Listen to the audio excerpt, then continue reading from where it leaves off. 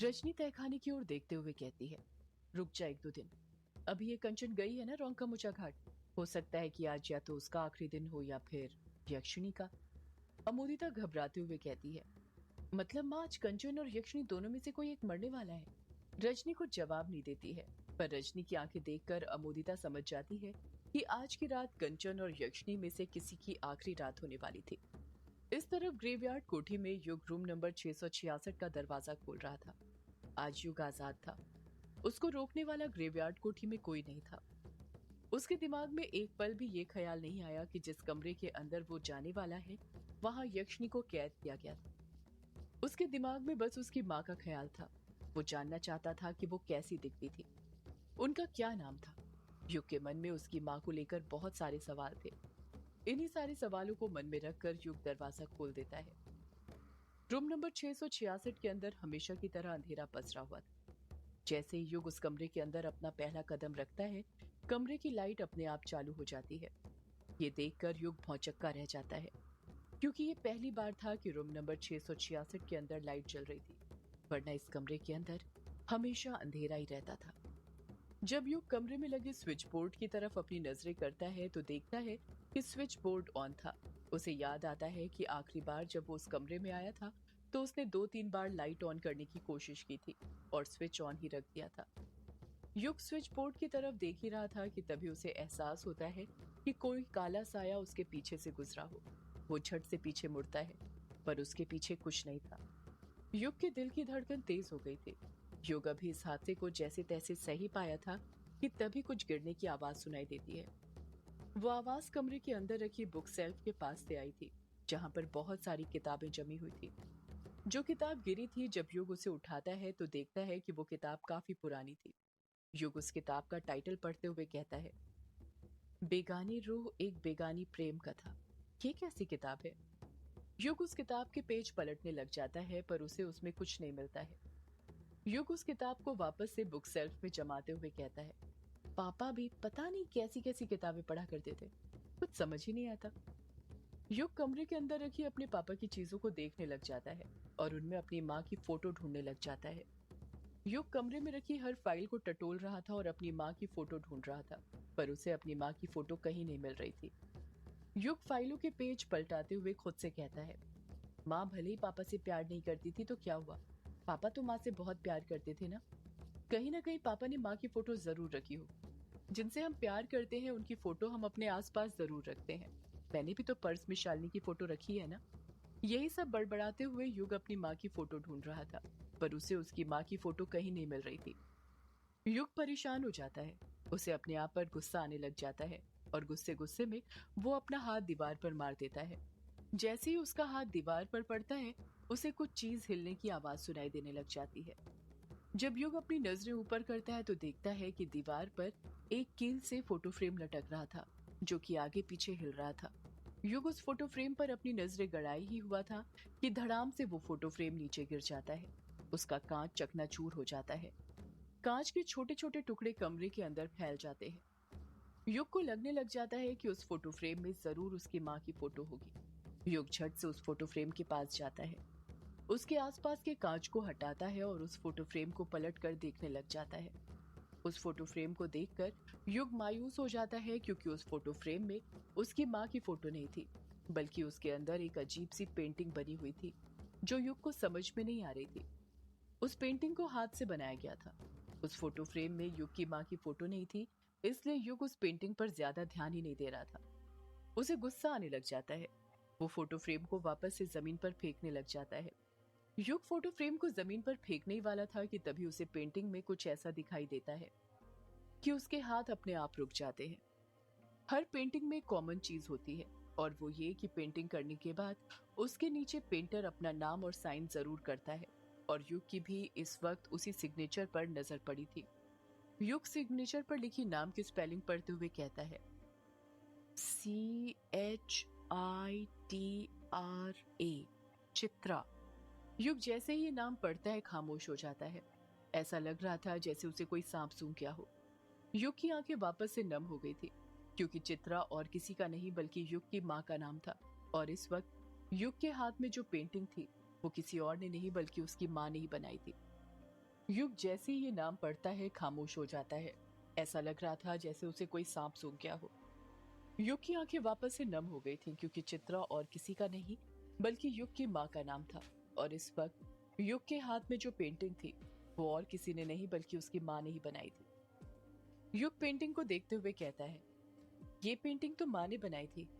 मैं ये कैसे भूल सकता हूँ कि माँ एक पेंटर थी और बचपन में ये पेंटिंग उन्होंने मेरे सामने ही तो बनाई थी। पेंटिंग को देखते देखते युग को वो पल याद आने लग जाता है जब उसकी माँ ये पेंटिंग बना रही थी। युग की माँ चित्रा इसी कमरे में फर्श पर बैठी हुई थी और पेंटिंग बना रही थी। चित्रा का चेहरा युग को धुंधला नजर आ रहा था। चित्रा के बगल में युग बैठा हुआ था जिसकी उम्र करीब 7 साल थी और वो भी पेंटिंग करना सीख रहा था। अलग अलग कलर से उसने अपने दोनों हाथ रंग लिए थे। युग के एक साइड बैठकर उसकी माँ पेंटिंग कर रही थी तो दूसरी साइड उसके पिता डायरी में कुछ लिख रहे थे। युग बड़े प्यार से अपनी माँ से पूछता है, मम्मी मम्मी, आसमान में कौन सा रंग भरूं? चित्रा कुछ कहती उससे पहले ही अनुराग बोल पड़ता है, बेटा और कौन सा भरोगे? नीला ही भरोगे ना? क्या आपने आसमान देखा नहीं है? चित्रा अनुराग को टोकते हुए कहती है, नहीं युग बेटा, आपके पापा गलत बोल रहे हैं। अनुराग बिचकते हुए कहता है, क्या कहा चित्रा तुमने? मैं गलत बोल रहा हूँ? तो तुम ही बता दो कि आसमान कौन से रंग का होता है। मैंने तो उसे बस आज तक नीले रंग में ही देखा है। चित्रा मुंह बनाते हुए कहती है, हाँ हाँ बता रही हूँ ना अनुराग, तुम हर वक्त लड़ने के मूड में क्यों होते हो? अनुराग पलटकर कुछ जवाब नहीं देता है। चित्रा प्यार से युग से कहती है, युग बेटा, आप आसमान में जो रंग भरना चाहते हो भर सकते हो। ये आर्ट की दुनिया है, यानी एक आर्टिस्ट की दुनिया। और इस दुनिया को आप जैसे रंगना चाहो रंग सकते हो। यहाँ पर आप आजाद हो, कोई आपको रोकने टोकने वाला नहीं है। कुछ नया करोगे तभी एक नया आर्ट निकल कर बाहर आएगा बेटा। युग ब्राउन रंग उठाते हुए कहता है, ठीक है माँ, फिर मैं ब्राउन रंग भर देता हूँ क्योंकि मुझे चॉकलेट बहुत पसंद है। इतना कहकर युग अपनी पेंटिंग में ब्राउन रंग भरने लग जाता है। चित्रा भी वापस से अपनी पेंटिंग करने लग जाती है। अनुराग चित्रा से कहता है, कितने आजाद होते हो ना चित्रा तुम चित्रकार, जो रंग भरना चाहो तो भर सकते हो। पर हम लेखक आजाद नहीं होते हैं।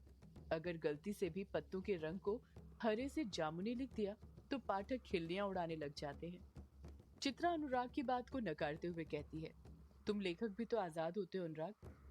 अनुराग हैरानी के साथ कहता है, हम कहाँ आजाद होते हैं चित्रा, हम लोग तो बंधे होते हैं। हमें तो वही लिखना पड़ता है जो असल जिंदगी में होता है। तभी तो पाठकों को ये अपने बीच की कहानी लगती है और उससे वो जुड़ पाते हैं। चित्रा अनुराग को समझाते हुए कहती है, नहीं अनुराग, तुम लेखक लोग भी तो आजाद होते हो। और वो ऐसे कि लेखक जब जिसको मारना चाहे मार सकते हैं और साथ ही नया पात्र भी कहानी में जोड़ सकते हैं। और तो और किसी के मरने के बाद भी उसे जिंदा कर सकते हैं। तो बताओ, हुए ना आजाद? अनुराग हंसते हुए कहता है, बात तो तुम्हारी ठीक है चित्रा, इसलिए तो कहता हूँ तुम भी कहानियां लिखना शुरू कर दो। चित्रा अनुराग को ताना मारते हुए कहती है, और कहानियां लिखकर क्या करूं? यहीं पर इसी कमरे में छोड़ दूं ताकि उसे दीमक खा सके? अनुराग, तुम मेरी बात समझते क्यों नहीं हो? कहानियां लिखना छोड़ दो, इससे कुछ नहीं होने वाला। अनुराग चिढ़ते हुए कहता है, अरे चित्रा, तुम फिर शुरू हो गई। तुम हमेशा मुझे मेरी कहानियों से दूर करने में क्यों लगी होती हो? क्या मैंने तुम्हें कभी बोला कि तुम पेंटिंग क्यों नहीं छोड़ देती? चित्रा झट से जवाब देती है, तुम कैसे कहते हो अनुराग ये बात? तुम शायद भूल रहे हो कि मेरी पेंटिंग बिकती है, उसी से ये घर चलता है, तुम्हारी ये सड़ी हुई किताबों से नहीं। अनुराग को अब थोड़ा गुस्सा आ जाता है और जोर से बोलता है, तुम तो ऐसे बोल रही हो जैसे तुम्हारी हर पेंटिंग बिक जाती है।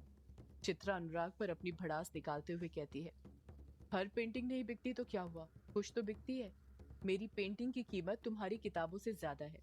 एक और बात अनुराग, मैं तो कभी से अपना प्रोफेशन बनाना ही नहीं चाहती थी। तुमने मजबूर किया है पेंटिंग करने के लिए, क्योंकि तुम एक पैसा नहीं लाते हो घर में कमा के, बस दिन भर कॉपी पेन पकड़ कर बैठे रहते हो। चित्रा अनुराग को अच्छे से समझाते हुए कहती है, अनुराग, कितने खुश थे हम शहर में, तुम क्यों हमें इस गांव में लेकर आ गए? अनुराग गुस्से के साथ बोल पड़ता है, मैं तुम्हें लेकर नहीं आया हूँ चित्रा, तुम खुद इस गांव में आई हो युग को लेकर। चित्रा फटाक से बोल पड़ती है, आती नहीं तो क्या करती अनुराग? तुमने तो मुझे और युग को भुला ही दिया था जब से गांव में आए थे। 1 साल तक एक फोन कॉल तक नहीं किया था। ऐसा अपनी बीवी बच्ची के साथ कोई करता है क्या? अनुराग अपनी गलती महसूस करते हुए कहता है, अब चित्रा मैं तुम्हें कैसे समझाऊं? मैं एक लेखक हूँ और जब हम कुछ लिखते हैं तो उसमें खो जाते हैं, उसी को अपनी दुनिया समझने लग जाते हैं। चित्रा नरमी के साथ कहती है, और इस दुनिया का क्या अनुराग जो तुमने मेरे साथ बसाई थी। काश मुझे तुमसे कभी प्यार हुआ ही नहीं होता, तो आज ये दिन ना देखने पड़ते मुझे। मैं तंग आ गई हूँ तुमसे। अनुराग कुछ नहीं कहता है। उसे अपनी गलती का एहसास था। वो जानता था कि कहानी लिखने में वो इतना खो गया था कि सब कुछ भूल गया था, अपने बीवी बच्चे को भी। चित्रा अपने आंसू छुपाते हुए कहती है, आखिर ऐसी कौन सी कहानी लिख रहे हो अनुराग तुम, जिसके लिए तुमने हमें भुला दिया, अपने बेटे युग को भी। अनुराग अपनी डायरी दिखाते हुए कहता है, यक्षिणी की कहानी।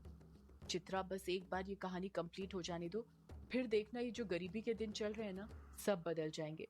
यक्षिणी की कहानी हम सबकी जिंदगी बदल देगी। चित्रा अब अनुराग पर दिल की भड़ास निकालते हुए जोर से कहती है, यक्षिणी यक्षिणी यक्षिणी। यक्षिणी नहीं, जैसे कोई सौतन हूं मेरी। जब से यहाँ पर आई हूँ बस उसी का नाम सुन रही हूँ तुम्हारे मुंह से। इससे पहले भी तुमने कुछ किताबें लिखी थी ना अनुराग, उनका क्या? वो लिखते समय भी तुम यही कह रहे थे कि हमारी जिंदगी बदल जाएगी, पर बदली नहीं, बदली बल्कि सड़ रही है वो किताबें इस कमरे में। अनुराग चित्रा को समझाते हुए कहता है, चित्रा माना इससे पहले कई किताबें लिखी मैंने और वो नहीं चली, पर यक्षिणी की बात अलग है। यक्षिणी अपने आप में एक अनोखी चीज है। मैंने सोच लिया है अब मैं अपनी पूरी जिंदगी सिर्फ एक कहानी लिखने में लगा दूंगा, और वो है यक्षिणी की कहानी। तुम देखना, एक दिन मेरे मरने के बाद भी लोग मुझे यक्षिणी के लिए हमेशा याद करेंगे। चित्रा चुपके से अपने आंसू पोंछते हुए कहती है, चलो मान लेती हूँ अनुराग कि तुमने यक्षिणी की किताब लिख ली, पर उसको पब्लिश कराने के लिए पब्लिशर कहाँ से लाओगे? मैंने तो सुना है सब पब्लिशर ने तुम्हारी पुरानी किताबों की बिक्री को देखते हुए अपने हाथ पीछे खींच लिए हैं। कोई तुम पर पैसा खर्च नहीं करना चाहता है। अनुराग हैरानी के साथ कहता है, तुम्हें ये बात कैसे पता चित्रा? चित्रा अनुराग से अपनी नजरें चुराने लग जाती है, कुछ जवाब नहीं देती है। अनुराग चित्रा पर दबाव बनाते हुए कहता है, मैं कुछ पूछ रहा हूँ चित्रा, बताओ तुम्हें ये बात कैसे पता चली? चित्रा हिचकिचाते हुए जवाब देती है, मुझे ये बात बिंदु के पापा ने बताई। अनुराग अपनी किताब बंद करते हुए कहता है, बिंदु के पापा मतलब तुम्हें ये बात प्रशांत ने बताई? तुम प्रशांत से मिली थी? चित्रा अनुराग की बात में हामी भरते हुए कहती है, हाँ अनुराग, जाहिर सी बात है मिली होंगी तभी तो उन्होंने ये बात बताई। अनुराग चित्रा पर शक करते हुए पूछता है, तुम्हें नहीं लगता तुम आजकल प्रशांत से कुछ ज्यादा ही मिलने लग गई हो? चित्रा अनुराग के कहने का मतलब समझ जाती है और कहती है, तुम मुझ पर शक कर रहे हो अनुराग? अनुराग झट से कहता है, इसमें शक करने वाली क्या बात है चित्रा? तुम्हारे शहर में चाहने वालों की कमी थी क्या, जो यहाँ पर भी तुमने चाहने वाले बना लिए? चित्रा युग की तरफ देखते हुए कहती है, अनुराग कम से कम बच्चे के सामने तो ऐसी बातें मत करो, उस पर क्या असर पड़ेगा? युग अभी भी पेंटिंग करने में लगा हुआ था। अनुराग झट से कहता है, चित्रा युग को भी तो पता लगना चाहिए आखिर उसकी माँ क्या गुल खिला रही है गाँव में। चित्रा अनुराग को घूरते हुए कहती है, बस अनुराग मुझे ना तुमसे बात ही नहीं करनी है। यहाँ पर आकर ना तुम्हारे दिमाग में कचरा भर गया, इसलिए कुछ भी सोचते रहते हो। भूलो मत, शहर में जितने मेरे चाहने वाले थे उनमें से एक तुम भी थे। मैं तुमसे ही इम्प्रेस हुई थी, पर आज पता चल रहा है कि मेरा फैसला गलत था। इतना कहकर चित्रा अपनी जगह पर से खड़ी हो जाती है और युग का हाथ पकड़ते हुए कहती है, चलो युग बेटा यहाँ से, वरना अपने पापा के साथ रहोगे तो उनकी तरह बन जाओगे घटिया सोच वाले। युग चित्रा को मना करते हुए कहता है, नहीं मम्मी, मुझे अभी नहीं आना, मैं अभी पेंटिंग कर रहा हूँ। चित्रा गुस्से के साथ कहती है, मैंने कहा चलो तो चलो, तुम्हें एक बार में समझ में नहीं आता क्या?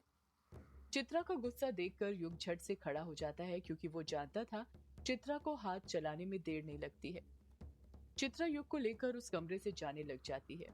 चित्रा दहलीज पर जाकर रुक जाती है और पलटकर नम आंखों से अनुराग से कहती है, अनुराग, जो दुनिया तुमने और मैंने बसाई थी, यक्षिणी ने उसे तो बर्बाद कर ही दिया, पर देखना एक दिन यक्षिणी तुम्हें भी बर्बाद कर देगी।